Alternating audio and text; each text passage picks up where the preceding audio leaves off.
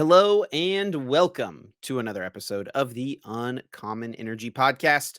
On this week's episode, we'll be discussing the Bochum and Knoxville regionals from this past weekend, break down those results, talk about the decks that did well.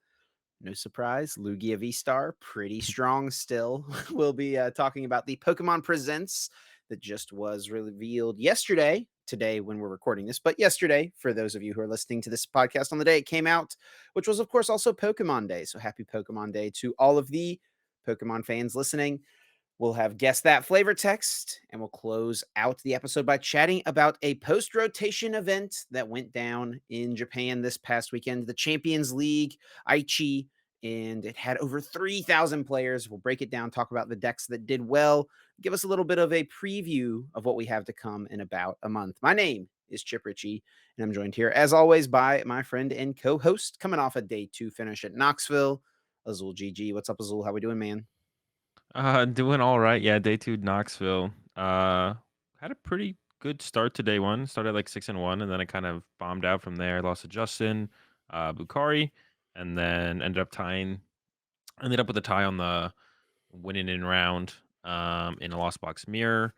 And then day two didn't go very well overall. Played an interesting build of lost box. Me and the squad were kind of cooking last minute, and the deck was like okay. Burning.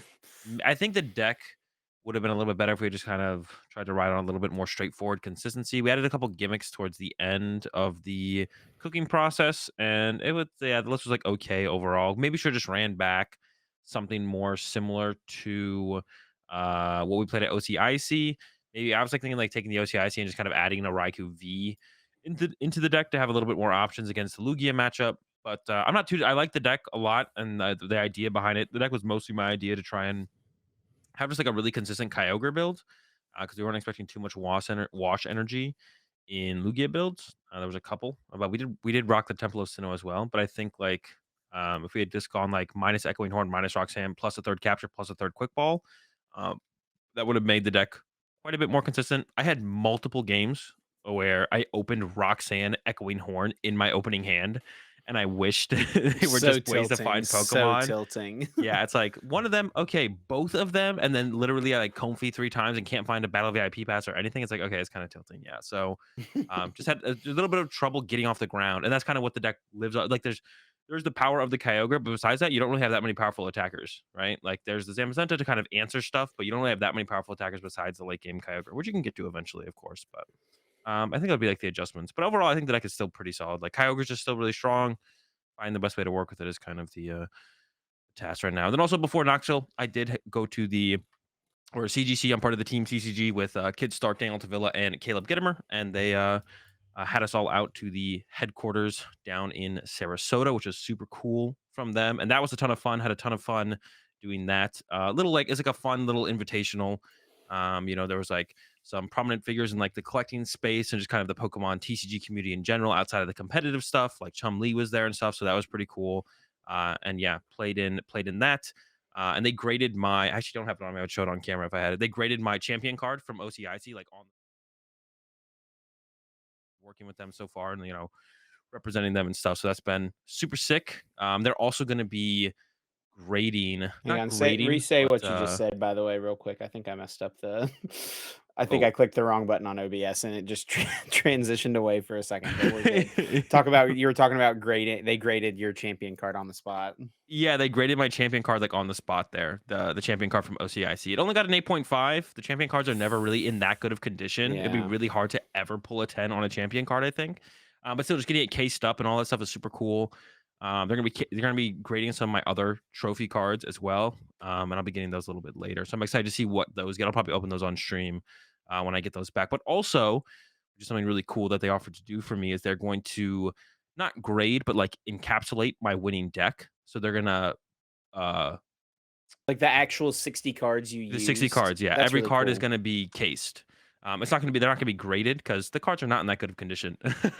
So I had to borrow a whole new set of lost box stuff from Caleb this week, and thankfully he has a lot of cards. So But yeah, they took my whole deck and they're gonna encapsulate it, every card individually in a case. So that's gonna be It's super really sick. So I'm cool, super yeah. excited for that. And I'm probably gonna be giving away some of those cards, I think, as well, eventually, like on stream or No shot, you Twitter gotta or keep something. them all together, I bro. don't need all 60. I give away a couple of them. But that's the whole point, though, is that you keep all like, you keep the set together, you know? I'll see what I'll do with it. When I get it back, and I'll decide to do with it. I don't think I need all 60, but maybe the Oh important my ones. gosh.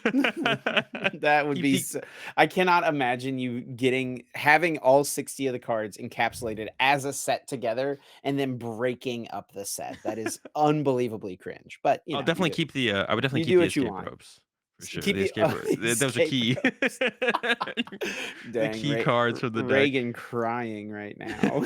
Yeah, but I've been on the road for the past basically 2 or 3 weeks. Like, I got back, like, I had 1 day back before I went out to, Florida, Sarasota, from there to Knoxville. So 2, 3 weeks in a row of travel between beginning of Australia to now. So I'm pretty tired. I mean, Vancouver's not that far away as well. Vancouver's coming up, in 2 weeks or whatever. So I've got like a week to recuperate, and then I'm driving up to Vancouver for that regional. But Chip, you were on the desk again, or you were doing the lounge this time, right? That's right, yeah, I This is your did the second time? lounge. Yeah, it was my second time, I did it in Toronto. I have to say I did enjoy it a bit more in Toronto because I did not have to share the space quite as much, but we have just one lounge set up for all 3 broadcasts, right? So in Hmm. Toronto, VG was not back at tournaments yet, so it was okay, we just shared it with Go every once in a while, but it was never really, like, we didn't overlap too much. But now between Pokemon Go, between us and the VGC, we're having a fight over the lounge. So it's like our round will finish at the same time as like VG, who just finished their round 2 minutes ago. So they're in there first. They're having to do their interview in the lounge, and I'm having to just go sit at the desk and do the interview, which is fine, but it's just way worse than doing it in the lounge, you know? Um, Yeah. so, but yeah, I mean, it's still great. I love doing the lounge segments and all that stuff. I don't feel like I got to do all of the things I had planned that I wanted to do this time. But maybe through the rest of the season, there will be more things that I can try to do. Um, I did get to interview Real Breaking Nate on the stream, which was kind of cool. He came on and chatted with me for a little bit. He's a pretty big Yeah. pack opening YouTuber. He was there doing some recording, working on a video. And so we chatted for a little bit. And then we actually we had a game on stream where Connor just like double dead drew. I think it was against Brandon actually. Turn it to no, it wasn't because we had Brandon on versus Pramwat. It was versus Lance, I think, where Connor just like lost really fast and Lance Bradshaw just kind of won really fast. Just Lugia mirror things that'll happen sometimes. Yeah. And we had 30 minutes to kill. And so we did a caster showdown match with some GLC decks, which was actually a lot of fun. And I went back and watched the Twitch VOD, and it seemed like in the comments and the chat, people were like loving it. They were all about it. So that was really cool to see. I want to do more fun things like that on the broadcast when we have the time to do it. The thing is we just don't always have the time, right? If every round goes to Yeah. time, we have 5 minutes to fill before the next round. We can do a quick little interview or something or talk about the meta breakdown. But other than that, we're just getting into the next round, right? So Yeah, yeah. It was cool that you guys are able to put, like, I saw that. I remember looking over at the stream and seeing you guys playing GLC. It's cool that you guys put it together so fast. And now you kind of have an idea of like doing that kind of stuff moving forwards. Because it's definitely nice to have like different things to kind of shake up the downtime instead of repeating the same stuff to break up the downtime. yeah, and I will say, like, a byproduct of having to share the lounge space was that I think they replayed the same handful of videos, like, a lot over the weekend. I mean, it's cool they've been making these videos after every single tournament. They've been having one of the casters, usually whoever does the analyst role, um, make, like, a recap video of that tournament. Hmm. And so they just played those videos, which I think they're great. They're good production quality, but it just gets a little repetitive when you've heard the same video, the same like 2-minute video 15 times throughout a broadcast, right? Yeah, Um, definitely. And yeah, I guess like, you get to do like for like I remember at Peoria doing the sideline interviews. You get to do less of those, I imagine, because of. Did you do any of those this weekend? yeah, that was Like like bringing on when I random would just people. randomly pull in. I guess the only one I really did was the one with Nate, with Breaking Nate. Yeah. Pulled him in. I had one planned that I kind of wanted to do. It didn't come to Wasn't he on the fruition though, main but stream though? Wasn't that was on the stream desk, wasn't it? It wasn't in the yeah, see, lounge, it was was it? on the stream desk. It was Yeah. not in the lounge because I Yeah. brought him back. We needed to fill some time. I brought him back and we are like, all right, we're gonna do this. And VG had their round end. and so they needed the lounge for their interview. And it's like the interview takes precedent over Yeah. the little segment, which makes sense. It's fine. It's just annoying that we, It can't sounds like you sit in the guys need lounge. 2 We can't use the lounges. I don't disagree, but, I think that, Hopefully maybe one they'll day. they'll figure it out. They'll figure it out. We'll Yeah. we'll get it worked out. I think that it became pretty evident early on into the first tournament with VG back that sharing the space between 3 streams was gonna be a little bit of a problem. So I'm sure Yeah. they'll work something out. But yeah, other than that, it was great. Really fun weekend. Thanks again to Pokemon for bringing me out as always. It was a quick turnaround from Australia. I was home for 3 days with my family and then right back out to Knoxville. So we at least have a little bit more time here before next tournament's coming up. But yeah, it was an absolute blast. But yeah, we can go ahead and transition into the rest of the episode. Azul. And we do have to kind of start things off on a little bit of a somber note. We did want, Azul and I talked about this before, and we, did want to bring this up. The Pokemon community did lose a really prominent member of both the TCG and video game communities. Angel Miranda passed away unexpectedly this past weekend. He was not someone who I knew very well, but I have a lot of mutual friends with him, and I've known who he is, and I know, like, from just talking to people, hearing his name come up, and just from seeing the outpouring of love for him after he passed this weekend on Twitter and stuff, that he was someone who was very well known and respected and loved by the people who were close to him. He seems like he was a really genuine, kind person. Like I said, he's a trading card game and video game player, and he was on track to get his invite in both games this year, which is something I think Pablo Meza did it one year, but it's not something very many people have ever done, if anyone besides Pablo has ever done it. But Azul, I know you knew Angel definitely better than I did. But yeah, it's definitely just very, very sad and very unexpected. Yeah, definitely. It was kind of shocking news here. Like I wasn't that close with Angel, but it was someone who had like whenever I bumped into them at an event, I would always stop and talk to them. And I was always like, that's the person I would go to, like whenever I bumped into that event to like ask them, what's going on in VGC because like I never really keep up with it too much, but I was always curious, so I'd always ask him whenever he was playing. But yeah, he was playing the TCG, the beginning of this year because there was no beginning of the season because there was no VGC. Top aided Peoria regionals. Yep. So yeah, on track to get the invite in both, and yeah, so I wasn't super close with him, but definitely someone I always chatted with at any event that I saw him at. So yeah, I was just and I just talked to him at Orlando Regionals not that long ago, right? Like 3 weeks ago, 4 weeks ago now. Um, so definitely unfortunate. Yeah, it just kind of sucks. Yeah, very sad for sure. We wanted to bring it up. There is a GoFundMe made by his friends and family. Is really the New York Pokemon scene is like super tight knit and close, and he Yeah, was a part of that. And so they've organized this GoFundMe for Angel's family to help with the funeral costs and all that stuff. So if you feel so compelled, if you knew Angel, or if you just want to contribute and give back to a great member of the community and help his family out in this really unexpected and hard time, we'll be leaving a link to the GoFundMe down in the description. We donated as well from the podcast, just a little something to show our support, and hopefully, I mean, it's no easy thing, right, to lose someone, especially so young, right? yeah, So I can't imagine the hardship that his family is going through. I mean, all we can hope for is that eventually they'll be able to find peace, but it's not, yeah, not anytime soon for sure. So our thoughts and prayers and all of that stuff is with his family. yeah. So let's get into Knoxville then. Knoxville was this weekend. We also had Bochum, but we can start with Knoxville here. I think would be Sure. the way to start because we were both there. And then kind of looking at what am I going with here? I was gonna say, oh, the meta breakdowns for both Yep. we can actually talk about it for both terms. It's very similar, I think. Or I guess like the one thing that was similar was the Lugia percentages. It was like 30% or close to 30% day one, and then it increased a little bit going into day two for both of them. It was like 28. Yeah, you have this one up here. Hmm. 28% in Knoxville, and then I think it got up to 33% in day two. That's And then I right. Yeah. think for Bochum, it was like 30% into 30.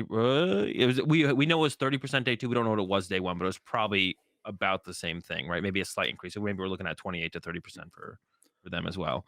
And then Lost Box kind of maintained for their Lost Box day one percentage was probably about 20%. And it was 20%. It fell off pretty heavily for us at Knoxville. It from did, yeah. 20% down to 11.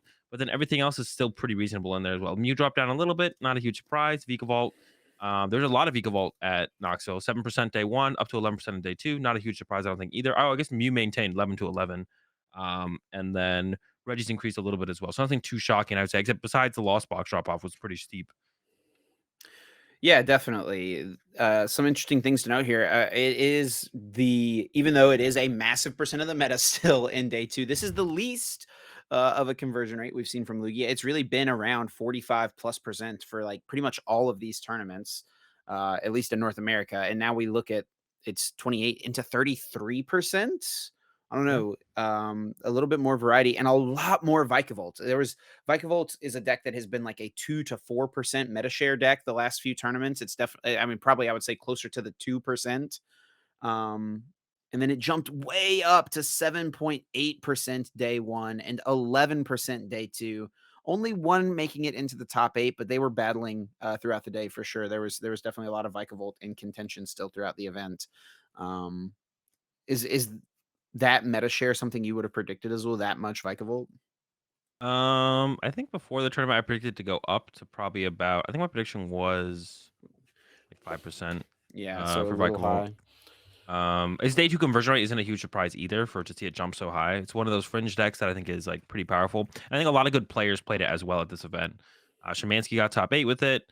I'm trying to think of like other players that Kreckler was in day two with it. Like there were some pretty good solid players playing the Vikavolt. So I think its conversion rate isn't too big of a surprise at all. And then I guess if you look at one thing to mention would be if you look at the meta percentages for I mean, Guja, I don't even think showed up in the day two results for the day. It wasn't even in the top six, was it? Like it was number six, and then going to day two, it didn't even. It's not even there. Like Arctur kind of took over, which I think was our prediction as well. That Arctur is probably the better of the two, Yeah. those two decks right now. And if you look at day one, it was the number six deck, but it only beat out Arcdura by one deck. Oh, really? Yeah, behind the scenes, we talked about it on the broadcast. So there were 53 players in day one playing Gudra. There were 52 in day one playing Arceus Duraludon. So it was right there. And I Yeah. would imagine, I didn't actually look at these numbers, but I would imagine if you looked at the day two numbers that Gudra was probably right behind Arceus Duraludon at like 6, 7. I guess we could look even on Pokestats, right, and see how many Gudra. No, there's only 3 Gudra actually in day 2. Interesting. For what, Knoxville? Yeah, it didn't Yeah. have a very good Yeah, it did uh not. conversion rate at all. And it actually is a little bit interesting. It didn't do great in Knoxville. I believe there's one in top 16. And I think they were in contention for top eight at some point, pretty Yeah, reasonably. early Because I, mid rounds, yeah. yeah, because someone was mentioning that they thought, so I talked to someone, they're like, oh yeah, Guja's going to be in top eight at some point, and then maybe they just like lost two or three in a row from there. I don't know. But when I talked to someone about like who was up towards the top table, someone seemed confident. And then Guja actually got second place. I'm trying to look at the actual top eight results for the tournaments. Guja actually got second place in Bochum, losing to a Lugia, which isn't a huge surprise because that matchup is kind of tough. But overall, both decks, I guess you could say, did pretty solid, right? And it kind of feels like they might. I feel like Arctura should start to pull ahead as far as percentages goes, but I wouldn't be surprised if they kind of held hands at kind of their percentages moving forwards into, there is a regionals coming this weekend with Perth regionals. Moving into Perth regionals, I feel like maybe we'll see Arctura and Gudra kind of hold hands for meta percentage. But Perth is a little bit interesting. Once again, so in Australia, I feel like weird once when you go into these smaller tournaments like the Australian regionals, the meta percentages matter less, and it's a little bit harder to read them and also take as much away from them going into the bigger ones that we have in like Europe and North America for sure. Yeah, Perth is always like one of the smaller regionals. I mean, I don't think they've ever crossed 100 players. I don't think in Perth regionals. So it'll probably be pretty small. Similarly, this time there's a chance. I mean, there's always a chance, right? They break that 100 mark, but yeah, we'll definitely be keeping our eye and see what happens. Um, I guess we could talk about. So we did some predictions last week based on both of these regional championships, right? So we set our over under for Lugia's in cut at 7.5. We both took the under, and we were actually both right this time. There were just 2 Lugia in top 8 of Knoxville, and there were 4 Lugia in top 8 of Bochum. So 6 total, under 7.5. but a lot more dominant over in Bochum than it was necessarily in Knoxville. Yeah, not as quite as dominant in Knoxville. Still, biggest deck played in day 2. Yeah. Most top players were still bringing it, like, overall compared to any other deck, of course. But yeah, but I feel like that's kinda just, like, it's almost not even so much that more people are trying to counter Lugia, it's just, like, maybe I mean, Lugia just kind of had, like, an off tournament, right? Like, I feel like most Lugia players were prepared for most things. We saw it still won Knoxville. Shout out to Hedrick for the back-to-back North American regional wins, won Orlando regionals right before Australia, and now took down Knoxville regionals once again with Lugia. Pretty similar list as well to what they were running. Looks like the only real switch up from their list from Orlando, I think, might be, like, the 3rd boss. Um, and they still rock the Irida, still have the no echoing horn, no capturing aroma, No wash um, energy.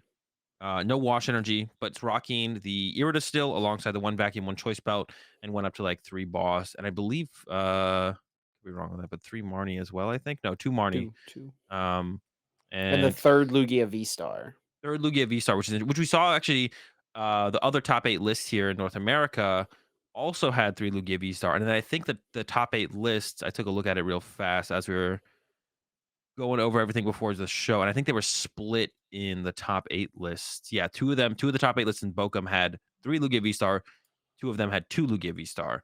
And I think that's actually interesting because, like, it feels like maybe it doesn't matter too much, but one of them is definitely, I feel like, correct, and I feel like it's not too meta dependent, right? Like, I don't think the meta is changing where you'd want 2 or 3 one way or the other, right? Am I wrong on that? I feel like the meta doesn't change too much where you'd want 2 or 3.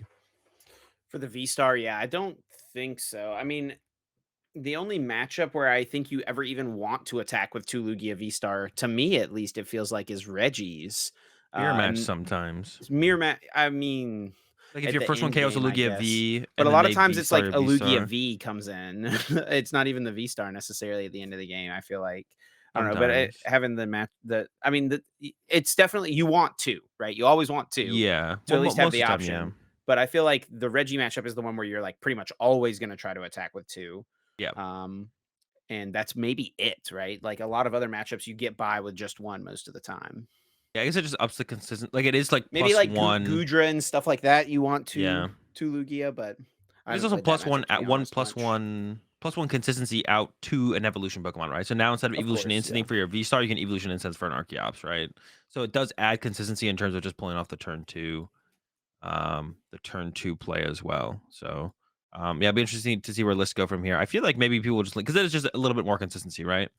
And Hedrick even played the 2 Lugia V-Star in Orlando, so I guess that was, like, another change, so, but yeah, shout out to Andrew, back to back. This is the 2 biggest regionals of the year, right? I think? I don't even know. I don't know how No, big I forgot how big Knoxville, Arlington was. yeah, Knoxville is not. 2 of the 3? It's the 3rd biggest The this year. It 3rd. was Orlando, Arlington, then Knoxville. Yeah, But yeah, I 2 of the mean, 3. still, it's pretty freaking impressive regardless, right? Like, Yeah. to win any of these big tournaments, you got to get a little lucky somewhere along the way. But like for the stars to align like that perfectly, 2 tournaments in a row. Hedrick also started 13-0, by the way, had a Yeah. chance to go for the 15-0, which No one's ever done. no one's ever gone 15-0. But unfortunately, I think he double drew past against Sally with the Eternatus. And speaking of which, we definitely got to mention the Eternatus getting 2nd place at the tournament. Azul, you've not been a big fan of this deck. Yeah, It this, is a really interesting list, though. He's got the 4 Marnie and 3 Judge. yeah, so heavy on the disruption, which we kinda saw lists gravitating towards, I think pretty straightforward, like, they were starting to gravitate towards the heavy disruption supporter cards, which I think you need for the Lost Box matchup. Because if they get to just, like, stabilize an attacker that can get through a Weezing or 2, then you just kind of end up in trouble. You really need your Weezings to pull a lot of weight in the early game against Lost Box. And then even, I guess, as well against Lugia. And Lugia's gonna be sitting there using that while they're sitting there only taking 40 damage in between turns, they're gonna be sitting there and using the whatever the first attack of Lugia is, Read the Wind, to try and get to a Gust effect, to get around the Weezing, to use the Summoning Star, to win the game. I'm still not a big fan of this deck. I think this is definitely a player diff situation where Salazar is a good player, great player, right? US national champion at one point. So this is definitely a player diff. Yeah, E-turn Weezing, I'm pretty sure is still a terrible deck. I don't recommend playing it, but yeah, Salazar is definitely a Oh, great yeah. player. So It's not like a And truly terrible deck. It just doesn't make sense to play it over like so many other decks in the format right now, I feel like. But yeah, of course, Salazar's got the skill to take it almost all the way. it's actually the same 60 as the 32nd place list in Orlando from Isla Sutherland as well. So Okay, yeah.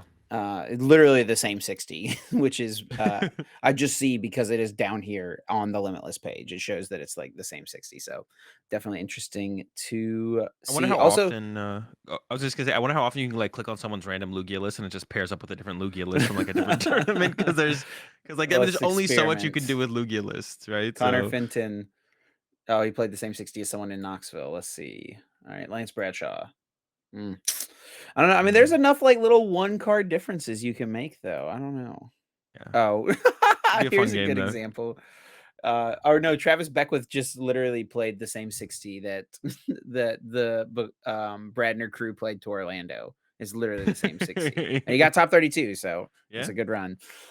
Um, but yeah, the E-turn getting second, definitely unexpected. Also wanted to give a little shout out to something cool that happened on the stream. We got to feature in day one Brandon Salazar versus Michael Pramwat, a rematch Oh, of that the is sick. 2014 U.S. National Championship Finals. Unfortunately for Pramawat, things did go the same way. Salazar was able to run away with it. Once again, Pram could not overcome Sally's ability lock deck two, two tournaments. But yeah, that's really cool. And they had not played each other in a game of Pokemon since the 2014 US Nationals. So that was actually like a super cool thing that we got to feature. We saw after round, I think they went on at 401. So we saw after round 4 that they were at the same record, and we were like, all right, this is the we actually saw it after round 3 that they were the same record. We were like, all right, this is the dream pairing. If they get paired, we pull them. They didn't get paired round 4. We're like, okay, okay.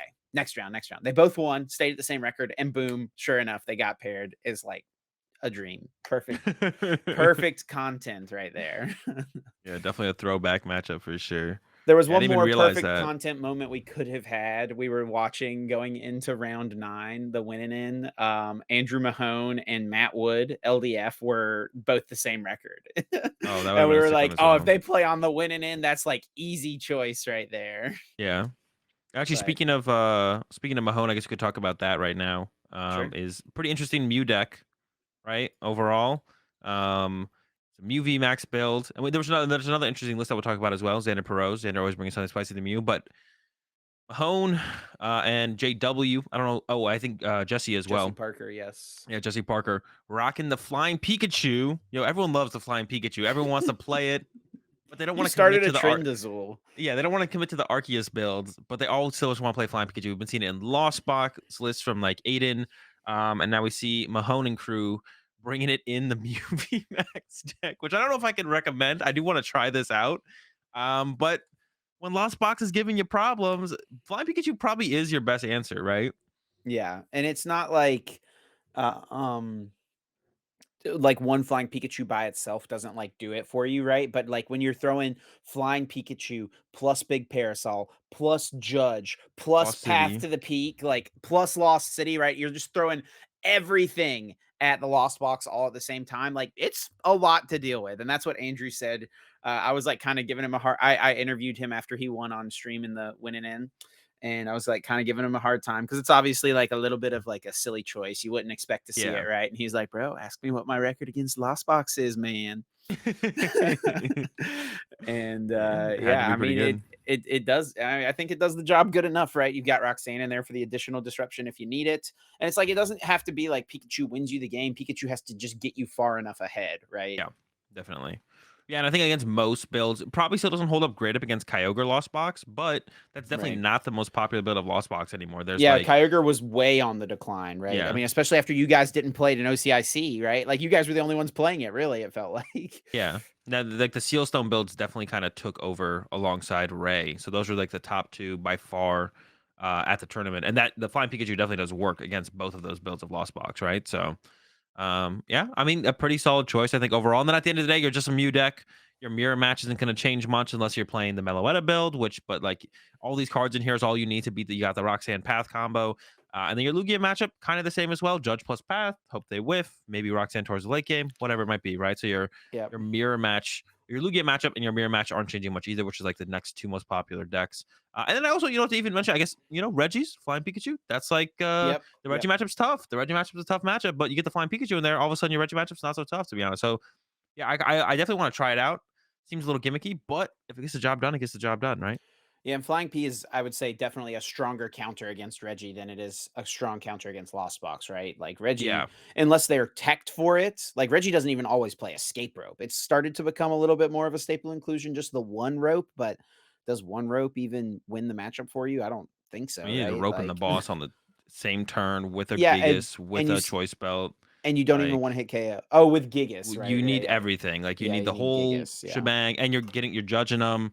You got the Roxanne, like, Yeah. and then even then, if you get it like out turn two, which is possible, Mew's like the best deck at finding multiple one of cards throughout a game. Yeah, You get that turn especially with two, Sealstone. yeah, turn two peak swinging. Like, they got a lot of work to do from there. The other spicy build of Mew, and this one was like really cool, especially when I heard about it. I was like, okay, that's really super cool. Was Xander Perot, who's always cooking with Mew, um, came with a Dreepy lock, which can be used probably in other scenarios, but the main situation you try and utilize this in is up against We'll talk about what the. the Dreepy does. What's its attack?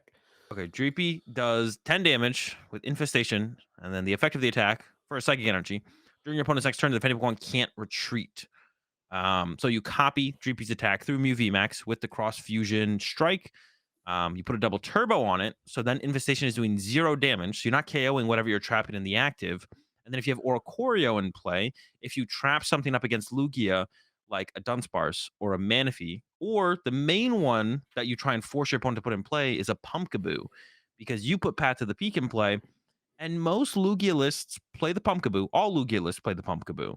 Um, but most only play like maybe one vacuum.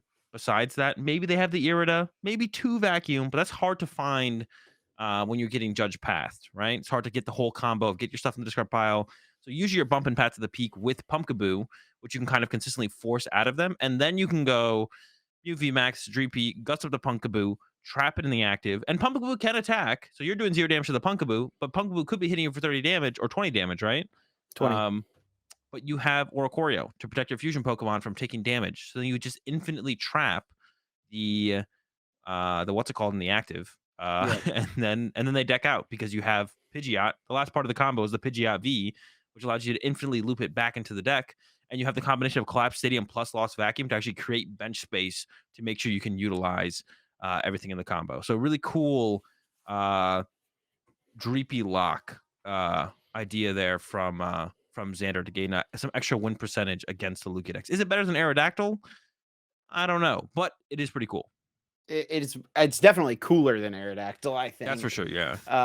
And I don't know. I mean, I'd say it's obvious. I think it's arguably also a harder counter, right? It forces Lugia to play a switch card naturally, like Bird Keeper or Yep. Escape Which a Rope, decent amount have. which a decent amount have. But if they only have one, you can deal with that, right? You have like if they go like Rope plus Boss KO your Dreepy, for example, you've got Silene. You bring it back, get Well, him this back list out doesn't there. have Oh, it Silene. doesn't have the Silene. Oh, just kidding. Well, you just lose that, bro, Xander. Well, What if are we they doing? Birdkeeper, they can't boss Reapy in the same turn. I guess he's just expecting not many to have escape rope, which most don't. Most don't. Yeah, almost no one plays Escape Rope.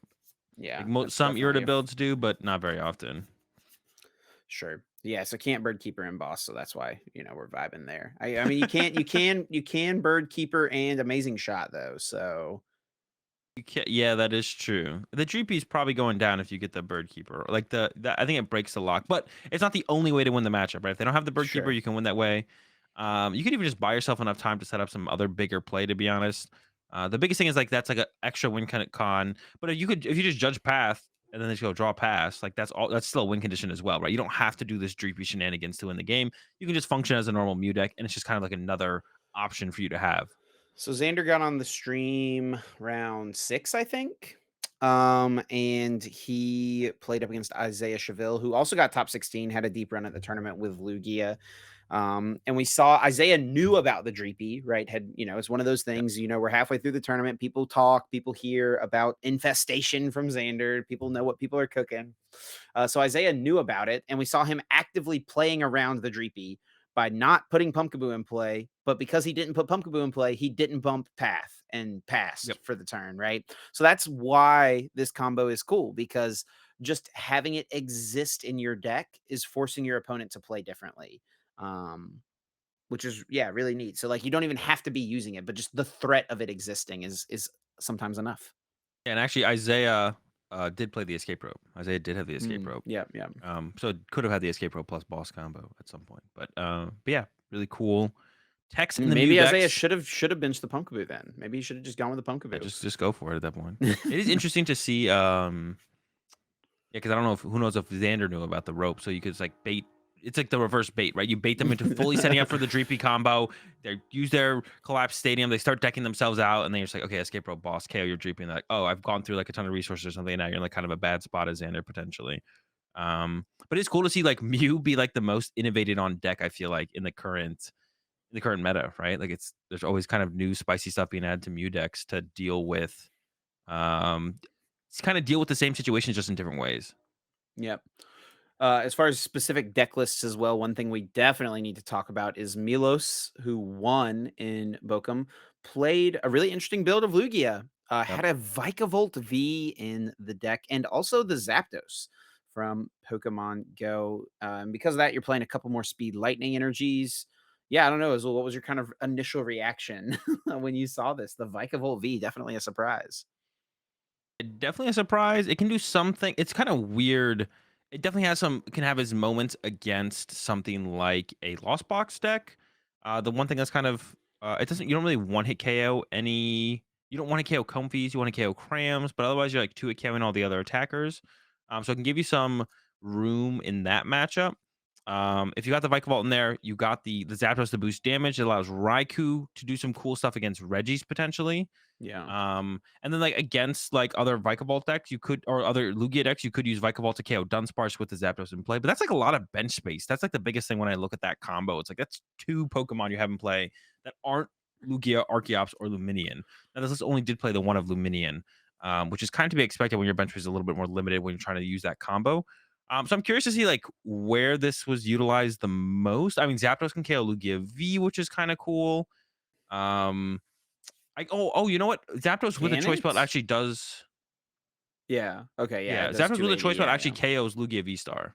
I Yeah. missed that actually. So yeah, it seemed like there might be enough cool situations for the Zapdos plus Vikavolt throughout a game to get enough throughout a game and enough matchups to get enough value. I could definitely see it, to be honest. It doesn't feel like it's the next new hot way to play Lugia. Like I don't think everyone's gonna have Vikavolt and Zapdos in their Lugia moving forwards. I don't think it's that powerful. I think it's just kind of like a cool new way you can play the deck, kind of like the one people started adding Flying Pikachu to the deck. Yeah, it's definitely cool, and it's like, definitely something that you can catch people by surprise with, right? Like, against a Lost Box, maybe they prep, like, an Ordinary Rod on top of their deck, and then you go or they prep a Mirage Gate on top of their deck, and then you go Marnie plus Item Lock, knock out a Cramorant, and it's like, "Crap, I can do nothing this turn. Pass," you know? Like, and then you get to go, like, Boss KO Manaphy, and Yeah, then it's like, "Dang, I don't get to do anything again," and then you go Retreat, amazing shot, take 2 yeah. prizes, right? So, It probably has the yeah, most value in the Lost Box matchup for sure. yeah, and then I think, like, the Zapdos plus Raikou combo against Regis seems really good because that's, like, probably a 50-50 ish matchup, right? And so that can give you maybe a couple percentage points. It might be, it's just kinda cool that it also works out there because you can amazing shot to KO any of the Regis, and then if you get the Regieleki with 120 HP onto the bench, Yeah, boom, you take 2 prizes in 1 turn. That gets you ahead in that prize race, and yeah. does have the Collapse Stadium, which is also really strong in that matchup because it lets you bump a damaged Lugia V-Star out of play that you attacked with early. And speaking of bench space, you mentioned, right, being a problem with this, just clean it up a little bit with the collapsed. Yeah. The collapse is kind of cool too because you have the Skyla combo, which I think is like really good. Which actually, I think if you choose to ever play Skyla over Irida, you should almost always play the Collapse Stadium because Collapse Stadium has always been very good in Lugia, and like initial lists played too, but finding it on the right turn when you need it was always kind of the problem. Um, so that's why we saw people playing like two, even up to three sometimes. But if you have the Skyla in there, then I kind of like if you have Skyla, I think you should almost always rock the collapse because I think the card is very powerful in quite a few matchups. Is it more Lost a Box. situation of if you play collapsed, you have to play Skyla over Irida, or if it's like if you prefer Skyla over Irida, you should play collapsed? Yeah, I think that's it. I would never play Collapsed to force myself to play Skyla. You just shouldn't play Collapsed at that point if you want to go with neither. It would just Yeah. be play Skyla. Oh, I'm playing Skyla. You should also probably include the Collapse because it is a very powerful card. But finding it is kind of the issue. But we can go like Luminion for Skyla, like especially like against a Lost Box deck, when you can go like Luminion for Skyla, collapse away a damaged Pokemon, and then attack with Luminion, shuffle Luminion back to your deck, and then you just like clear your board of like liabilities completely. That's like a pretty powerful play to pull off. Or even in mirror match, you can do the same thing as well. So yeah, I really like the collapse inclusion alongside the Skyla in this build. But I've seen some lists with, like I said, with Skyla, but without collapse, which I'm not a big fan of. Here's another deck we could mention that kind of tied into one of our predictions was where do we think Arceus Duraludon or the highest Arceus Duraludon? And there was 3 in total in the top 8s, and the highest placing one was the top 4 at Bochum. Grant Yeah, Shen got top 8 over at Knoxville. yeah, I predicted there'd be one in top 8. You said top 16, so obviously I'm getting the points there. And yeah, I mean we said this like you mentioned a little bit ago. We thought that the Goodra, or sorry, that the Duraludon was maybe a little bit better than the Goodra right now. Goodra did have a better finish. It got second Yep. place. But there was more Duraludon in cut across the two events. So it does feel like the meta is still just a little bit more suited for the Duraludon right now. Yeah, yeah, Guja still doesn't feel yeah, no, got second. We even saw Safon get second with a little while ago. I still feel like, yeah, the deck is still just not good enough. Again, the Lugia matchup is still just too tough, I think. And even on top of that, your Mew matchup is like slightly unfavored as well. I think that one's pretty close to 50-50 though. I think it's slightly unfavored, but I don't think Mew's in a great spot either, to be honest, right now. So Lost Box is so popular right now. Most builds of Lost Box are favored against Mew. Kind of does depend a little bit, but yeah, definitely still a fan of the Arcdura over the Goo, despite it getting second.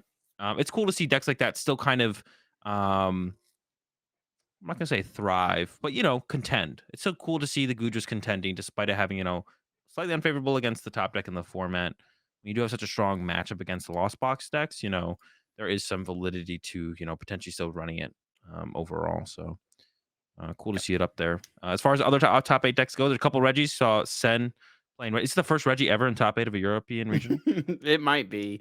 Yeah, European players do not love the Reggies for some reason. But yeah, Sin got top 8 with it. We saw Rahul ready in the top 4, back-to-back top 4s, by the way, and back-to-back top 8s for Grant Shin as well. So shout outs to those Yeah. guys making the runs from OCIC, no sleep, very jet lagged, I'm sure, coming back and then just running into Knoxville and having back-to-back performances. Grant Shin, we do, I guess, have to mention, switched off the Lugia onto the Duraludon after, I mean, I guess staying true to his tweet where he said top 8. He like after OCIC, he tweeted top 8 with Lugia, Arcdura better. Arcdura didn't do better for him though. I mean, he still got top 8, so maybe they're about the same. Who knows? Yeah, I talked to Grant at OCIC, and he's saying playing Lugia feels terrible. It feels like the bot deck that it is. I guess to close out, looking at the rest of the decks from the top 8 of Knoxville, we had Piper with the Palkia Articuno. Nothing really too crazy. Had the Cape and the Crab that we saw Ian playing at Orlando. It might even be the exact same list that Ian played at Orlando. It's very close, if not the exact same 60. So Piper, another top 8, 2 wins in a top 8 this season. That's pretty good. There was Nick Moffitt in top 4 again with the Lost Ray, was in top 4 of Orlando. So Nick looking for that dub still. Had a very good season so far. Yeah. Pretty solid end of last season as well. And pretty much the exact same 60. No SU, no wash energy this time for Nick. So a little bit more consistency, I think, overall, just on Ray plus the Raikou strategy. Still Just had the overall double a very Manaphy in straightforward. here. Yeah, still the double Manaphy, really good mirror. Good against canceling clone as well. Canceling clone probably not too much on anyone's radar to have really tech for, but it is double Manaphy is very good in mirror. It is also pretty good against Lugia decks in general because of the Raikou, right? You want to get Manaphy out aggressively, and sometimes Yep. they even try and chase it early with the Stoutland to go for like back-to-back double prize cards turn Stoutland into the Raikou. So It won him a game against Piper as well in top 8. I think it was game 1. I was watching it play out because he had the one Manaphy in play. Piper used Star Portal, put 2 energy onto a Greninja, 1 energy onto a Palkia, attached return. Boss Lost City KO'd the Manaphy, sent it to the Lost Zone, uh, and Nick benched the second Manaphy. that's gonna And be then there so were annoying. 2 energy on Piper's Greninja for the rest of the game. Just Um, useless at that point. yeah. I think she did actually like knock out Sableye with it at some point because it's like I just should use this, I guess. It's powered Yeah, up. like it's got the 2 energy on you. May as well attack with it. But that was Let's an say, interesting one to play out. Yeah, Nick's got like I think like 4 top 4s. He's not made a finals appearance yet. So he has not broken yeah, through to the finals. He'll probably get there though at some point. I would expect to see that. you'd have to imagine. Yeah. But, yeah, other predictions we had, other deck besides Lugia with the most top 8 placements, I predicted Lost Box, you predicted Mew, we were both wrong, it was Arceus Duraludon. Yeah. But there was no Mew, 1 Lost There was Box. no Mew, which is actually that's kind of a surprise, I feel like. No Yeah, Mew at all, especially with so many good players coming up with the spicy new techs. Like, where are the Mew top 8s? I thought Xander was gonna make it for sure. Had the spice, really good player. Did not pull yeah. through though, I which is haven't talked to interesting. Xander yet, I don't know what happened to him at the end of his tournament, so I'm Probably just opened curious, GP actually. pass Yeah. one too many times. Yeah, maybe so, maybe so. And Um, then, the other prediction we had was, does Control make top 8 at either event? I said no, you said yes, and once again, Azul stays taking L's. but Sanders' deck was really, really cool. I don't even know if I don't think Sander made day 2. It was like a Dream Ball. I haven't even seen this. There was a Regigigas V-Star, Oh, in I've the not deck. seen how have I not seen this? You're not looking. I'm lacking, bro. Yeah. So really interesting looking deck. I don't know how good it He didn't was. tweet about it. Maybe it's that good. Maybe it's that good. That's why I didn't see it. Was he on the stream? Yeah. Okay. Yeah, I was on I stream at haven't some watched the point. stream back yet. The last thing I want to mention about Knoxville, Szymanski, top 8 with the Vikavolt going back to an Aerodactyl build over the Path build that had seemed to be the more popular of the two builds. So back to the Dactyl for the dominant Vikavolt deck, I guess. Like, the highest placing Vikavolt in Bochum was a Reggie VMAX build, I think. So I don't think I would go there. So, but yeah, Aerodactyl versus not Aerodactyl going into Perth. What do you think was the better way to go right now, Chip? Yeah, maybe Dactyl is better. I liked the paths a little bit more for a while for the Lost Box matchup, to be honest, just because it gives you that additional option. I mean, that matchup is like good enough for you anyway, but the reason the matchup is so good is because you're giving them way limited options. Yep. And if you're shutting down Radiant Greninja in addition to locking a Comfey active, like that's really good. Mhm. So I like the paths for that reason. But with Lost Box like just not doing as well, yeah, maybe Dactyl. I mean, Dactyl is definitely more consistent against Lugia than the path, right? Because they can just bump the path. They can't bump Yeah. Aerodactyl. Like Aerodactyl's just there. Um, Hard to bump the path though. They put like Lost Box X play one stadium, so it's still hard to. no, no, no, no. I mean Lugia. It's easy for Oh, Lugia. Lugia. Yeah, Okay, yeah, yeah, yeah. yeah. Lugia bumped the. Oh, okay, okay. I It's was still hard to talking get. I about guess it's both hard for them matchups to get kind of there at though. the Yeah, same yeah, yeah, time, yeah. but yeah. Yeah, it's hard to get for them there. So, yeah, it's definitely Dactyl. I think. I don't know if it does. We were actually testing a lot of Vikavolt leading into the tournament, and the Pathfield build was doing pretty solid against Lugia. But Dactyl has to probably give you a higher win percentage. It probably just does, right? Because even when you go second, if Lugia just has a slow turn 1 and you get off a turn 1 paralyzing bolt, you're usually in like a fine situation. And even then, I think you still go for the next turn Dactyl. On the turn following that, you probably usually still go for Aerodactyl most of the time, because most of the time the Lugia player has to kind of build up into the summoning stars still. When you get the turn 2 item lock on them, they have to go find the summoning star combo still. Sure. They have to sit there and read the win for a turn or something, or like play back-to-back draw supporters to get there. So yeah, the Dactyl maybe just is still the way. It was the way to go this weekend. It was the only Vikavolt in the top 8 of both tournaments. Yeah, maybe So still the for way. so we do have Perth regionals this weekend. I don't know if there's going to be like a grassroots stream or anything like that. I haven't heard anything about it yet. Yeah, me Um, either. but going into the tournament, do you have any thoughts on? I mean, do you expect to see anything unique from the meta? It'll be a smaller tournament, right? And Australia did grace us with the decks such as Frostmoth and Flaffy Toolbox in the past, and of course Radiant Jirachi Regigigas as well. I don't know. What do you think? Do you think there's any chance for something cool to win down in Perth, or is one of the good players going to show up and just beat the tournament with Lugia? I'm gonna call it. I think Arcdura is gonna win. Arctura, let's It's go. Grand Chen's gonna make a last minute trip, just like he did to OCIC over to Perth Regionals and show up with Arcdura. No, but yeah, I'm just gonna predict like Arcdura. I think there's just yeah, I think Arcdura. I'm gonna go ahead and predict Arcdura to win. But yeah, Lugia will probably still be 30%. Lost Box will be 20%. And then from there, I guess Mew will still be around that 12. And then from there, who knows, to be honest. And I could even see, yeah, I think the smaller tournaments are a little bit more of an outlier in terms of trying to call the meta, and then also you don't want to take too much away from their results as well. Like, no disrespect to the Australian players, but it's just like, when you go into 1,000-person tournament versus a 100-person tournament, Of even if course, they yeah. we'll even see if they get 100 people. I'm gonna predict at least they get at least 100 people though at Perth Regionals. Yeah, I looked at the numbers as Uh, well. They're small. They're definitely small, but the game has yeah, grown. but the one in 2022 was 85 players, so Yeah, I wonder where it is that it's so hard for them to get to it. That has to be like it's on doing. the west coast of Oh, Australia. It's literally like if you think like New York to LA, that's like the distance between, and like the majority of the population is on yeah. the east coast where Sydney and Melbourne are. They're pretty stressed for points right now. Though I wonder if more people will kind of make the trip to try and Yeah, but there's like clutch that up. affects like how many people, Yeah. Not that many. But yeah, I guess yeah, Where's little Perth? geography lesson with uncommon energy here. We got the map of Australia pulled up. Brisbane, Sydney, Melbourne's in here somewhere, I think. Wait, where's Melbourne? Oh, it's Where? south. Okay, Melbourne's Okay. south. I thought it was north for some reason. And then Perth all the way. Oh my I mean, it's gosh, like yeah. yeah, like it's There's all nothing the in way between on them the either.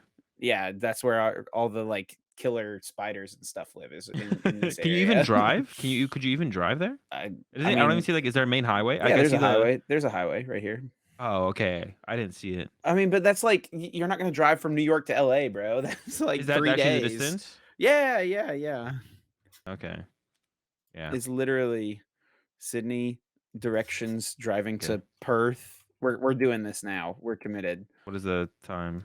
The distance driving Oh 41 my hours. gosh. You can make a road trip out of it. 3,900 kilometers. Azul's Yeah, you trying can to make a get road trip. Azul's trying to get the Australians Nah, to we're flying. We're flying to Perth. I Oh think I think it man. is expensive to travel there as well. So like even just like that to that Yeah, it's there to expensive there. to travel to Australia, and it's expensive to travel within Australia. Yeah. All right, we'll see. I'm gonna predict over 100 players though. They can do it. And then yeah, I think the meta percentage will be about the same. Can't imagine that they're much different, right? Like, but yeah, I could see Lugia being like 50% of the tournament as well. To be honest, that wouldn't shock me, but I also wouldn't read into it too much. Sure.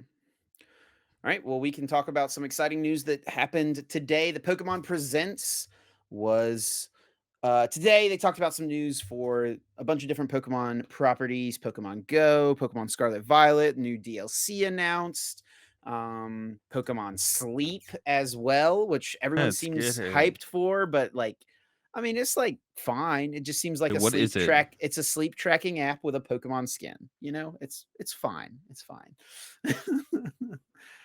Yeah. You have to download it as well. We'll have to we'll test Pokemon Sleep on the Uncommon Energy Wait, podcast. how So does it? What does it do? it tracks your sleep.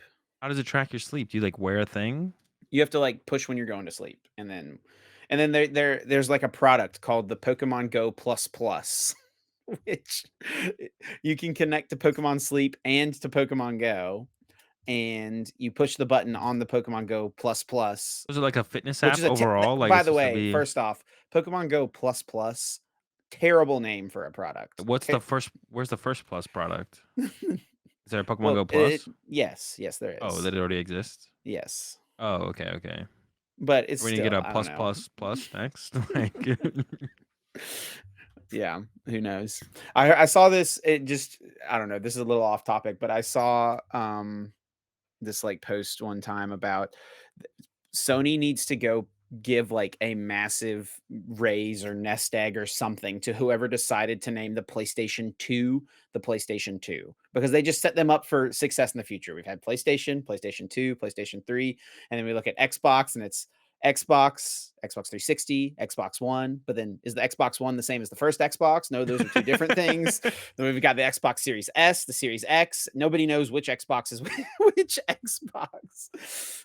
yeah, Pokemon Go plus two plus. 2 million years from now, they're gonna look back on the history of this, and the timeline's gonna be screwed up because of the Xboxes. Like, they're not gonna know where they are in time when they come back in time. My favorite thing from that was I remember there was like a Black Friday, or maybe it was like before Christmas one year.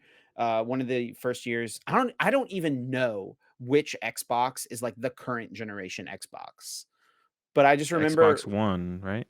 No, Xbox no, X it's like the Xbox Series, it's the Series S or the Series X. It's one of those series. Yeah, two. one of those. Yeah, I don't know which one, and you don't either, apparently. Like, I have a but I just one. remember That's all I know. on Amazon, there's a little bit of a tangent, but I just remember on Amazon whichever one was the last generation console was the highest selling thing in video games because everyone thought they were getting the new Xbox, but they were getting the old Xbox.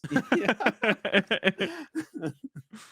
Yeah, they should, yeah, just keep it simple. PlayStation did it right, and they also have the better games on PlayStation, to be honest. Like, Xbox fell off hard, like, better names, Shoot. better games, like, Xbox has Halo and they are clinging on to that. it's not even a game. It's not even a good Yeah. game. And it's on play and it's on PC as well now, so Yeah. That's they should honestly just scrap it. but Just like, anyways, bringing it back around to Pokemon. The Pokemon Presents today. There was a little bit of news regarding the TCG and also Play Pokemon. The main one being the reveal of the World Championship dates. We knew it was going to be in Yokohama, Japan. We didn't know exactly when, though. It's going to be August 11th through the 13th at the Pacifico, which is like a big concert hall or something like that, I think. Big convention center. And they also revealed the world's artwork, which I have to say, super cute, super endearing. Pikachu with a yeah, bowl of ramen. Definitely a fan. yeah. I say this is funny. Someone in the Pokemon community who I know, they tweeted a while ago, looking at booking their flight for Japan, and they were like, "Well, I can't mess up if I go for half the month," and they booked a flight from the 15th to the end of the month,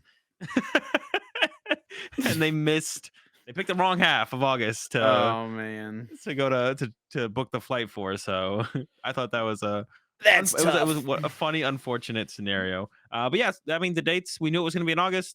The dates are here. I think me and Chip were talking about this before the cast. Chip was saying it's a big deal that they are, announced worlds on the Pokemon Presents. I'm like, I don't know. I feel like that's just something that they should just do. I mean, it But is something they should do, but it's a big deal yeah, that they are doing it, right? The fact that they're talking about Play Pokemon on these Pokemon Presents, which are used to announce their big projects. It's announcing the DLC for the video game, like these things that they're, planning to sell millions of units of, right? And they're right alongside that talking about like competing in Pokemon events. I think that's really cool. And I yeah, think it's I, cool. I, Like, I would love to see it eventually lead into like Pokemon Presents promotes playing Pokemon at your local store or something like that, or even yeah, competing at a regional or international championship. Who knows if we'll see that happen? It's kind of weird too because it's like the play Pokemon stuff, like the announcements for things like Pokemon Sleep and then like the new Pokemon Concierge, like this little show or whatever that's coming out on Netflix. All of these things and Pokemon Masters, these are all things that are done by the Pokemon Company, as far as I understand it. yeah, Like the not the Pokemon Company International. And Play Pokemon and the World Championships is something done by the Pokemon Company International, right, which is in Seattle and London. So the fact that like they're kind of wrapped into the Pokemon Presents now and is not something that they have done before. The one that was this last summer, they talked about London Worlds, the one this last summer. Chris Brown, who's uh like the broadcast executive. I don't know his exact job title, but he's like the top of oh, the food jeez. chain when it comes to when it comes to the live streaming and like the play Pokemon stuff.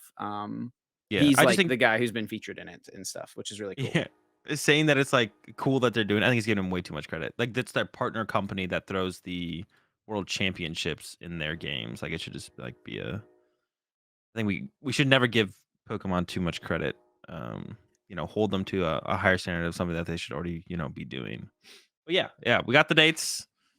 They announced it in the Pokemon Presents. It'd be cool if they announced more TCG stuff in the Pokemon Presents, but as always with Pokemon and TPCI, baby steps, baby steps, always. We'll see The if other, we yeah.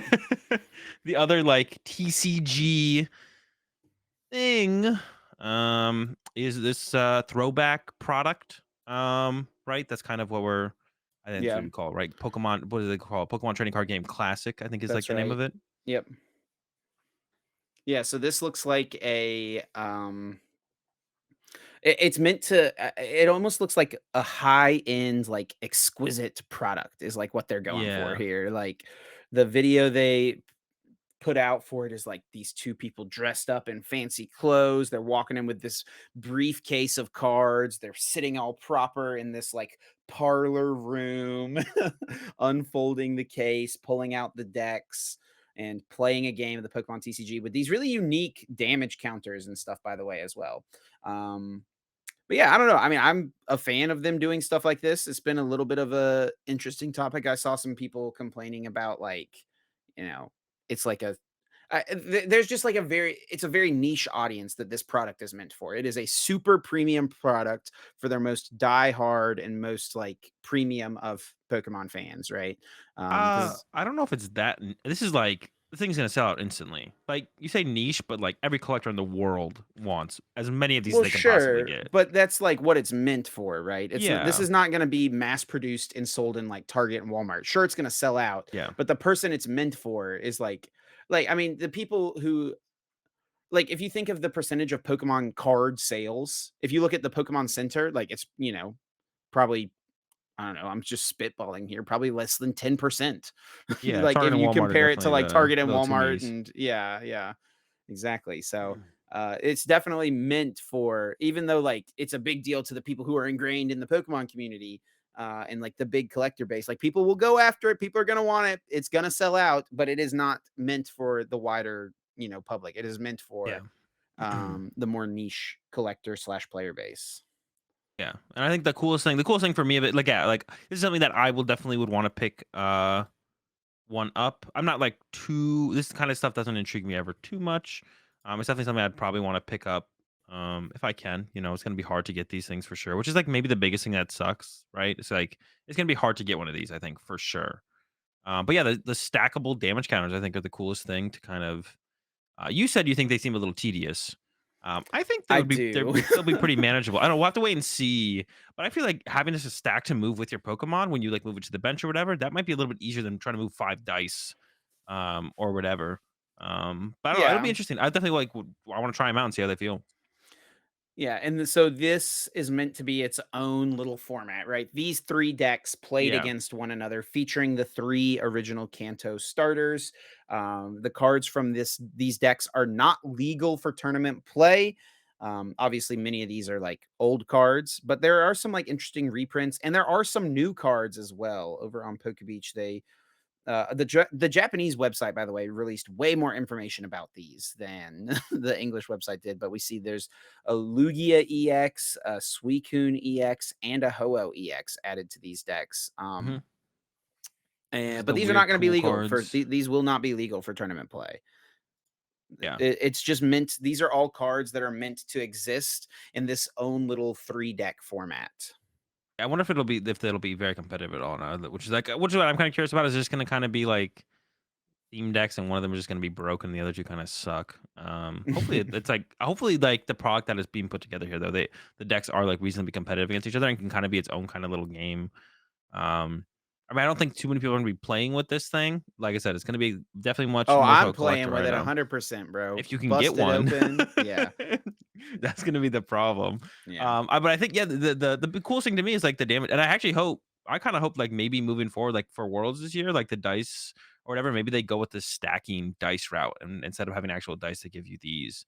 Um, I It'd be do cool to think see. that the little wheel thing Oh, to yeah, that roll thing. a coin, like, that's kinda dumb. You know what they coulda done? They coulda Instead of done flipping a coin, instead of rolling a dice, they literally yeah. want you to spin a ball on this roulette wheel.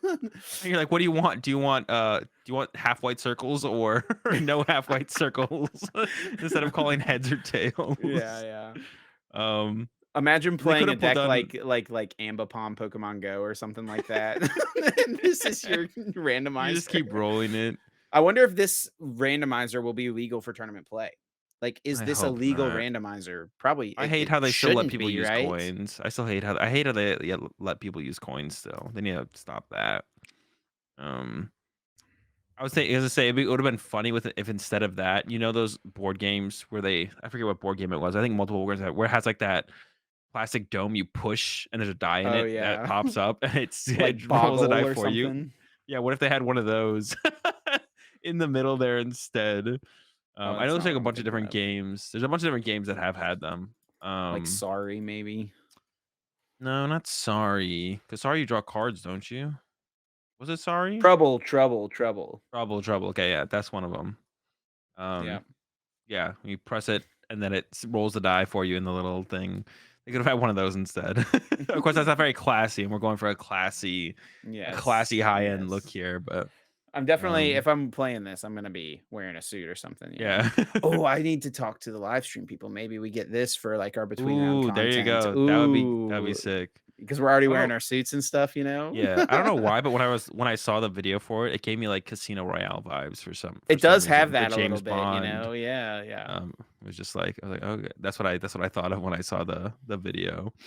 But yeah, a cool product. It is kind of a shame that the only thing that they always ever talk about for the TCG on the presents thing is either the World Championships, which makes sense as a huge event for them, and I think the World Championships for the Pokemon TCG, they're definitely trying to turn into more of an event where they want as many people to come as possible and less of just a competition, right? So Mhm. it makes sense that they're trying to make as big of a deal out of it as possible. And it's going to be in Japan. It's going to be probably the biggest worlds ever in terms of what they do there.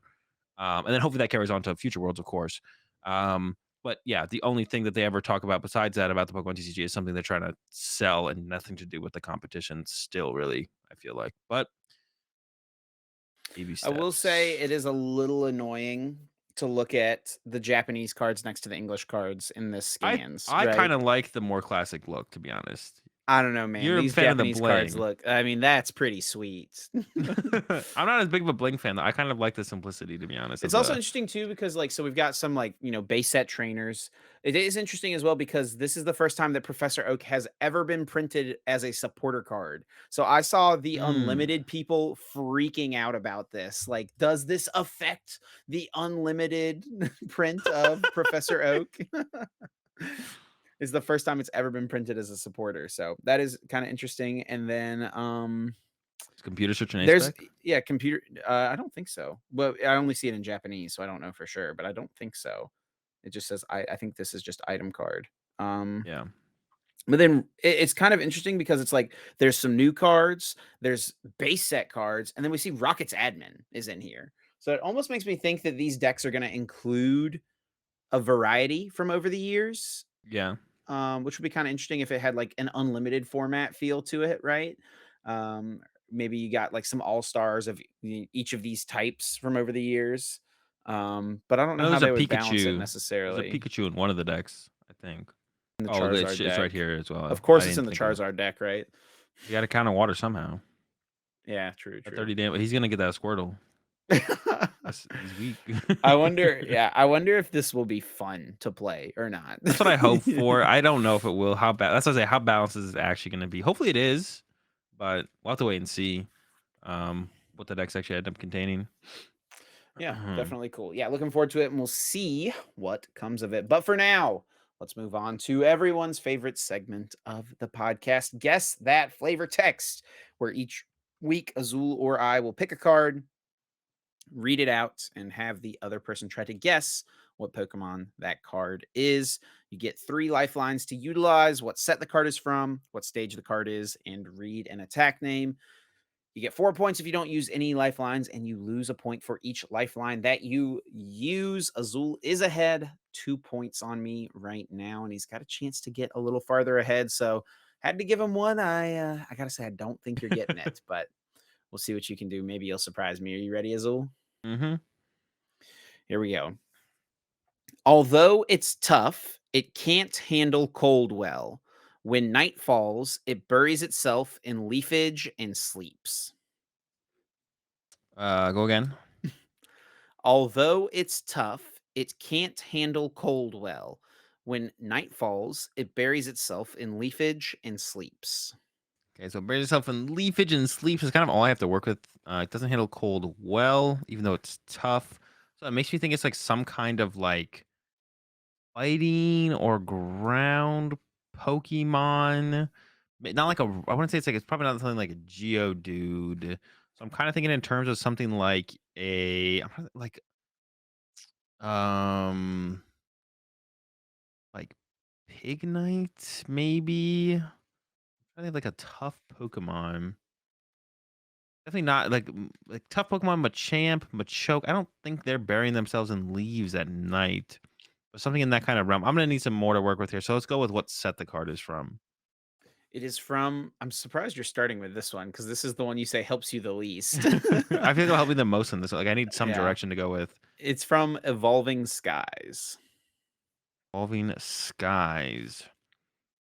Um What is Evolving Skies? Evolving Skies is what? Leafeon V-Star or Leafeon VMAX. Mhm. Stuff like that. I can't think about anything in Evolving Skies. Rayquaza And I don't. VMAX.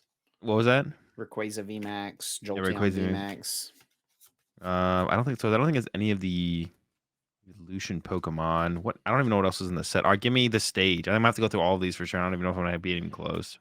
It is a basic. Basic, tough Pokemon. Give me an attack name. Seismic Toss. Seismic Toss. Uh, let's lock in. I think there might actually be a Machamp in the set, so I'm just gonna go with Machop. It is not Machop, Azul. Unfortunate. I'll read the ability name because it might give some people who play along at home a chance, and you'll maybe give you one more guess. But if you get it right at home, off the ability name doesn't count. You still got 0 points. The ability is Vice Coach. Oh, is it Vice Heracross? Close. It is Pinsir. Oh, yeah, I was never getting. Well, Yeah. I was getting close. Like that. I was thinking like some kind of grass Pokemon that's kind of like buff, but I was like, I couldn't come up with any grass Pokemon because like full like leaves, so it's like in the forest or something.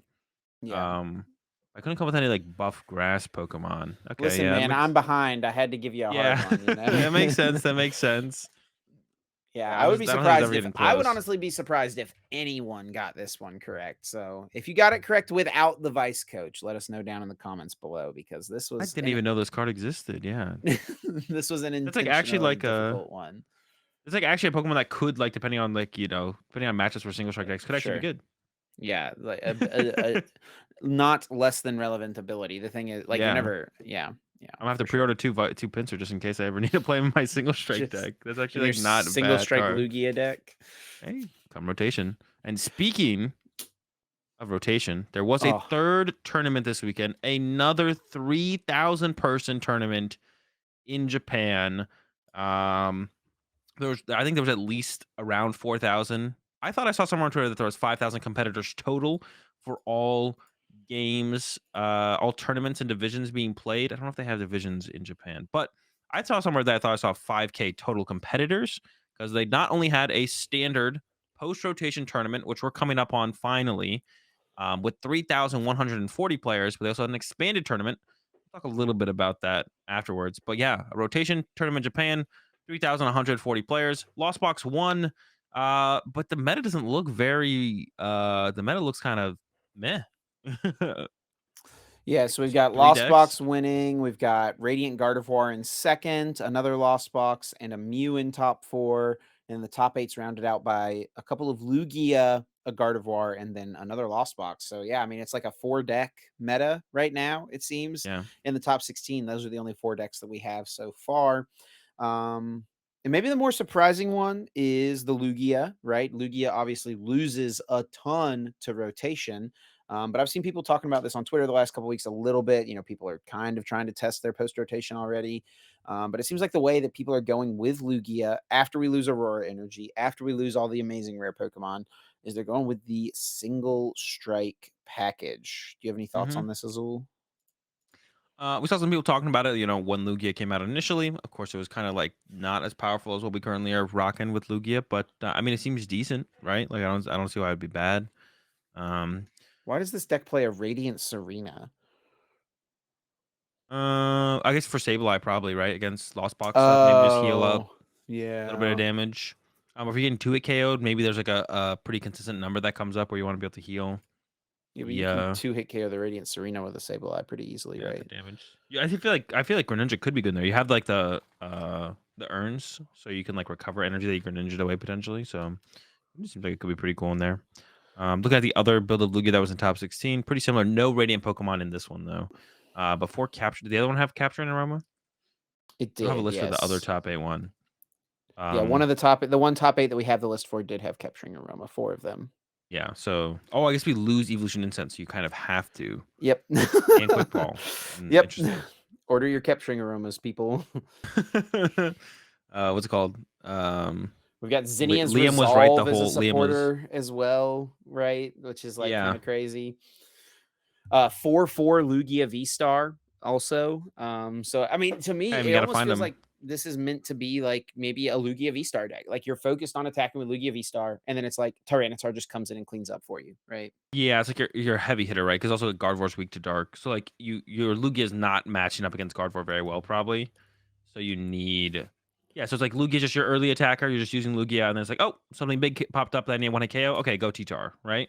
Yeah. Using one, maybe two T-Tars throughout a game, but if not, you're swinging with Lugia for the majority of the game, right? And then cleaning up when you can. And there's like this two Stone Journers in there as well, which I have to imagine is like mostly for probably the Lost Box matchup, just to have a one prize Yeah. attacker. But Lost Box And didn't win. Gardevoir as well, because Gardevoir, uses the stage 2 Gardevoir as one of its main Yeah, attackers, right? yeah. Yeah, Lost Box ended up winning. And it's like nothing too crazy, right? It's a Mirage Gate build. Going back to Clara's because Ordinary Rod is rotated. Sky Seal some Mirage Gate though. This is almost looks like Pedro's list from from OCIC It with does. rotation cards, right? And it's got the new stadium in here. This is like the Sky Arrow Bridge, right? Where it's like Yep. it gives all your, excuse me, basic Pokemon free retreat. There's no air balloon anymore. So, yeah, seems like a decent stadium. You could still play Pokestop, but this version of the deck plays a lot of supporters. So, I don't want to mill probably him. feels pretty bad to use Pokestop here. So, yeah, And it's a stadium that makes sense. if stadium cards aren't too popular in general, then you can kind of dominate the stadium space. 'Cause, like the Yeah. Lugia decks were playing what? Lugia decks play. What is this stadium? I can just once during each player's turn, player may flip a coin and head search their deck for a Pokemon card and put it in their hand. So that's our so Lugia players are flipping coins to find their Pokemon now. 4 Aroma and 2 of the stadium that like flips a coin So to search silly for it. Yeah.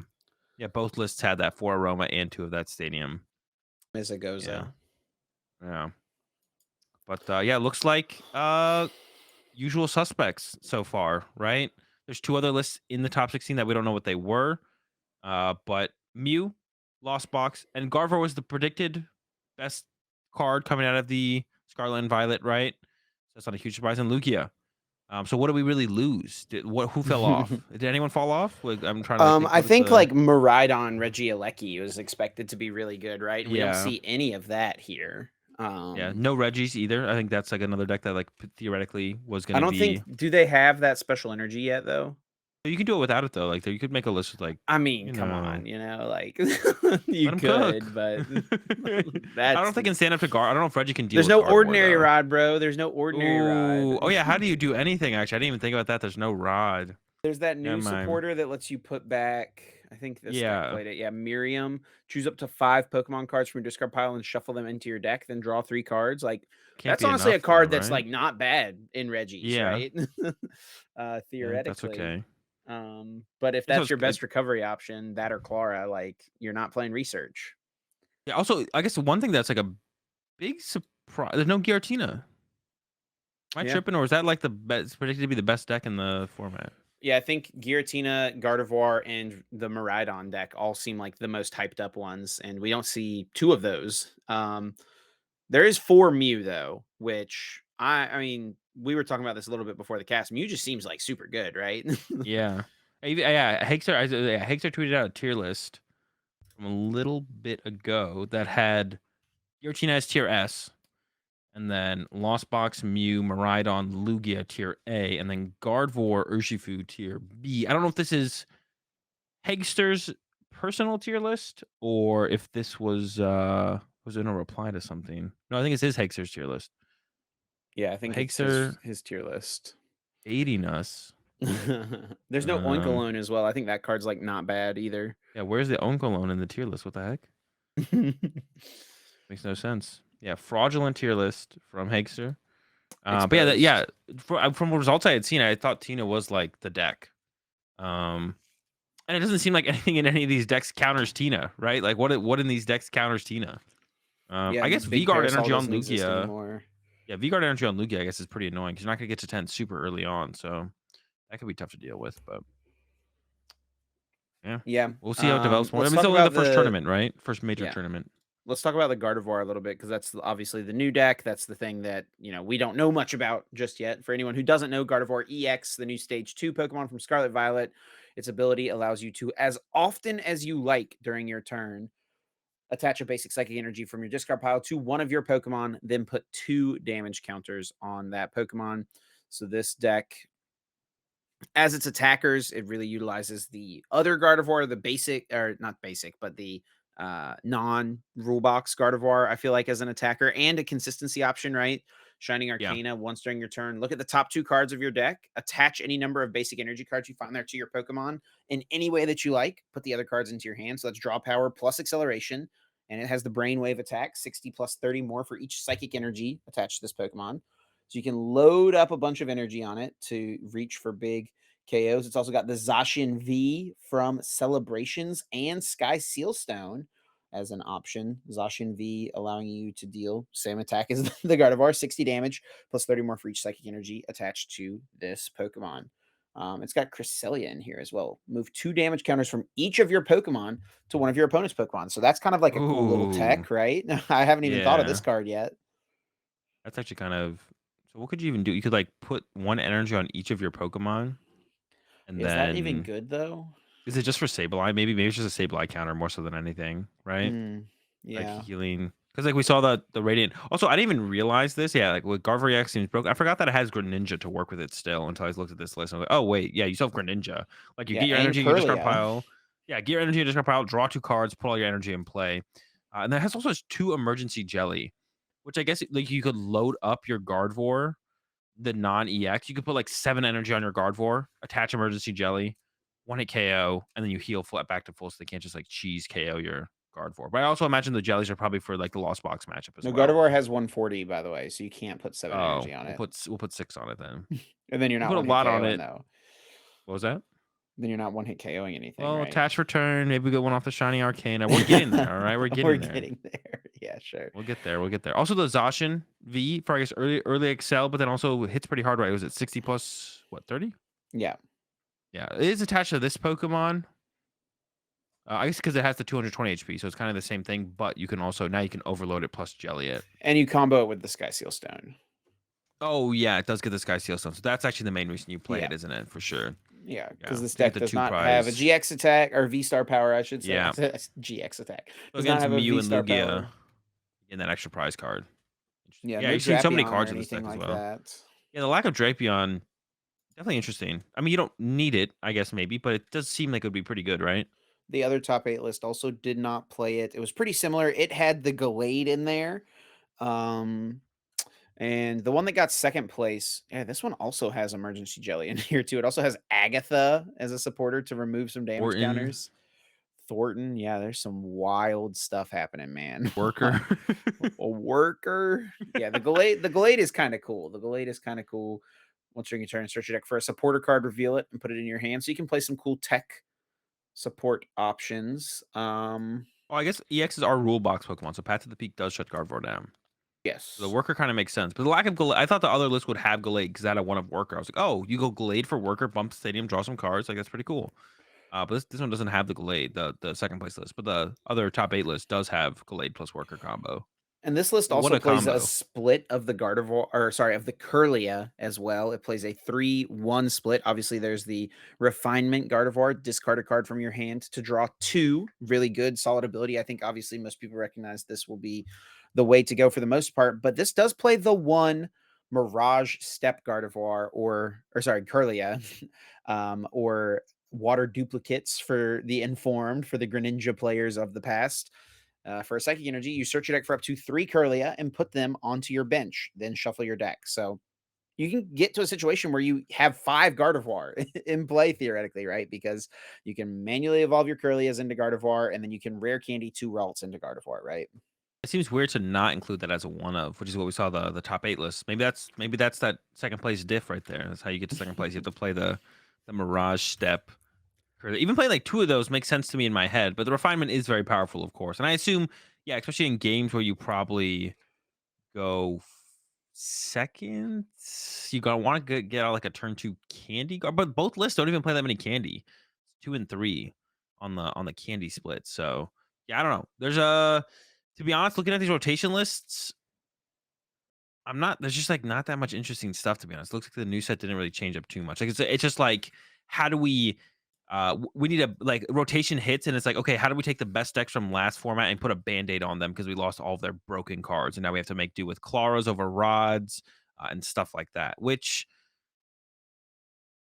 I don't know, that kind of sucks. It makes me less hype for rotation looking at these lists, to be honest. Yeah, no good recovery option is feeling like an L right now. Just the Miriam's supporter, pretty much. Um, which is okay for some decks, but I think overall, generally not going to be cutting it. And then Yeah, we can look at the Mew decks. I mean, there's really not much to talk about with Mew though, because it doesn't. I mean, it is Fusion Mew. It looks like is one of the lists that did well here. It's got the Path of the Peak, the Forest Sealstone. I mean, this looks like a standard deck right now, right? yeah. One Meloetta has got to be cringe, but besides that, It's got the Arvin Searcher deck for an item card, a tool card, and put them into your hand, and then shuffle your deck. they're hitting hard. That card has to be terrible, right? Well, I mean, it gets you to like Choice Belt plus tablet, right? I think Yeah. that's Yeah, that oh, okay, force. It gets sure. you Force Seal Stone, which is That's true anything, too. right? So I guess Yeah. that might be the reason to play it. Yeah, It seems okay. It seems okay. No, but yeah, Mew seems yeah, like we were saying, Mew seems pretty good, especially if none of the Guard 4 players are playing Drapion. I'm down. we see But there's Featherball making an appearance. Well, I mean, with no quick ball, right? There is only one nest ball, which is kind of interesting. that is interesting, yeah. But I guess it's because it's like quick ball you can always burn out of your hand. Nest ball you can't. Once you fill That's your bench, true. nest ball is just a card that is stuck, right? Yeah, but only playing 4 VIP Pass, 4 Ultra Ball, and then not having any quicks and going 1 Feather I don't know, that doesn't feel great, to be honest. Like, that feels like a Just lack of start your VIP pass, bro. Get I good. mean, that's what you wanna do, but sometimes you didn't get there and you wish you had quick balls to, like, barely struggle along to get to the VIP Pass. Yeah. Losing quick ball will definitely be a hit from you for sure. That's, like, one of the best cards in the deck, so This it other will be list a hit. plays. All right, so here's one that's no Fusion Strike. They got top 16. It's just four. There's no Oricorio or anything in here. It's just 4/3 Mew, 4 Genesect, and then like Yeah. Judge, Path, Avery, cross Yeah. switchers, kind of more similar to what we're used to. This list And I looks like mean, all gas. yeah, I like this list a little bit more. Dude, this is, like, proof that Mew was the most broken. It's still surviving. Palkia, Arceus, gone. Lugia's still here. But Mew has been here the whole time and is gonna stay here. Yep. God, we have to wait a whole nother rotation, but Mew will probably still be like a tier 1 deck. I guess it's tier 2 right now, probably, but Mew's the one, And the survivor. in addition to this standard event, there was also an expanded event. We don't really have all the results for it yet. I imagine if they can get them, they'll get added to Limitless. But the winner did tweet. Also, It's by the way, disgusting. these trophy cards that they get in Oh my, Japan, they're so cool. so sick, right? Like we get a stamp on an Ultra Ball for an IC, and they get this. Are you kidding me? It's I'm definitely amazing. opening I'm definitely open to them doing a recall on the champion ultra ball to give me a champion one of those for sure. So hit me up. It's even graded now. So, you know, make the swap happen. But yeah, this deck looks disgusting, by the It's way, in gross. expanded. I mean, you've got Lugia V Star. Um, obviously, you got Battle Compressor to just discard your Archeops right away. You've got Tapu Lele to search out Wally, so you can just go second, turn one, Lugia V Star. And then you've got 4 double dragon energy, all these broken dragon type attackers. What does the One Garchomp do? the Garchomp for That the 4 snipe one? energy, it does 220 damage anywhere, but you discard 3 Okay. energy attached to it. So it's like Yeah, a and then good snipe attacker. yeah. And then Guzzlord can just draw 2 prize cards. Yep. Wait, and the other one is Tina Chomp? Tina Chomp, yeah. Wait, but Uh there's no damage. GG end, bro. So it's just for GG End. Probably. And even in the recap, this is all based on Google Translate, but you can see the winners tournament run. I thought this was really funny that we should just point out. But yeah, just talking about how they went through the tournament. Looks like they beat a Dragon Lugia, beat Dragon Lugia, beat a Mew, beat another Lugia, beat another Lugia. There's just a ton of this Dragon Lugia deck, and it says they beat an Alolan Meowth deck.